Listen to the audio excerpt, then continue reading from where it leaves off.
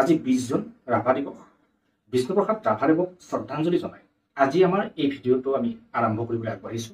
বিষ্ণুপ্ৰসাদ ৰাভা নামটো কেৱল এগৰাকী ব্যক্তিৰ নাম নহয়।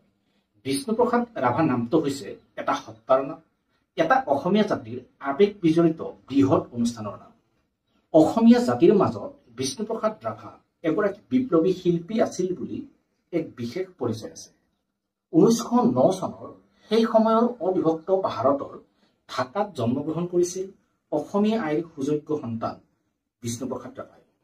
জন্মৰ পিছৰে পৰাই কিন্তু বিষ্ণুপ্ৰসাদ ৰাভাই তেওঁৰ যি জীৱন, সেই জীৱন বিভিন্ন সমস্যাৰ মাজেদি অতিবাহিত কৰিবলৈ বাধ্য হৈ পৰিছিল।